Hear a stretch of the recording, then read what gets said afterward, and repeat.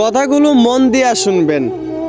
একবার একটা লোককে জঙ্গলের ভিতর একটা সিংহ তাড়া করতেছিল। লোকটা দৌড়াতে দৌড়াতে একটা কুয়ার সামনে গিয়ে দাঁড়ালো। কুয়াতে এক ফোঁটা পানিও ছিল না। লোকটা তবুও বাধ্য হয়ে চোখ বুজে ওই কুয়াতেই ঝাঁপ দিল। লোকটা কুয়ার একদম নিচে যাওয়ার আগেই কুয়ার একটা রশি সে হাত দিয়ে ধরে ফেললো। লোকটা রশিদে ঝুলে থাকলো। রশিদে ঝুলে থাকা অবস্থায় লোকটা যখন কুয়ার উপরে তাকালো, তখন দেখতে পেল কুয়ার উপরে সিংহ গর্জন করে তার অপেক্ষায় বসে আছে।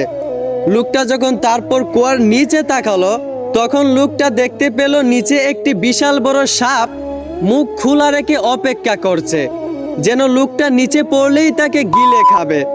তারপর যখন লোকটা তার হাতের রশির দিকে খেয়াল করলো, তখন দেখতে পেল একটা সাদা ইঁদুর এবং একটা কালা ইঁদুর তার হাতের রশিটা প্রতিনিয়ত কামড়ে চিরে ফেলতেছে। লোকটার ঝুলে থাকার সময় তারা শেষ করে দিচ্ছে।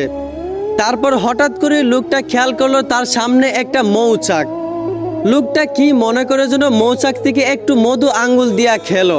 কেন জানি না লোকটার কাছে মধু এত পরিমাণ মিঠা লেগেছে যে লোকটার সাথে সাথেই তার উপরে যে একটা ভয়ঙ্কর সিংহ, তার নিচে যে একটা বিশাল বড় সাপ, তার হাতের রশি যে দুইটা ইঁদুর কামড়ে চিরে ফেলতেছে, তার ঝুলে থাকার সময় যে শেষ করে দিচ্ছে, লোকটা নিমিষেই এইসব ভুলে গেল। সাথে সাথেই লোকটা মধুর প্রতি আসক্ত হয়ে গেল। ঠিক তখনই লোকটার বিপদ একদম নিশ্চিত হলো। লোকটার জীবন ওইখানেই থেমে যায়।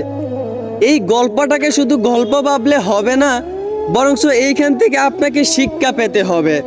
এই গল্পের ব্যাখ্যা করতে গিয়ে একজন বলেছিলেন, কুয়ার উপরে থাকা সিংহ হচ্ছে মৃত্যু, যেইটা আমাদেরকে প্রতিনিয়ত তাড়া করে বেড়ায়। আর কুয়ার নিচে থাকা সাপ হচ্ছে কবর, যেইটা সবসময় আমাদের অপেক্ষায় থাকে।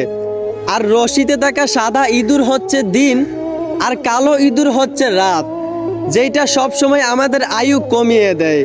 আর কুয়ার ভিতরে থাকা মৌচাকের মধু হচ্ছে দুনিয়ার মিষ্টিতা, যা আমরা উপভোগ করতে গিয়ে চিরন্তন বাস্তবতা ভুলে যাই।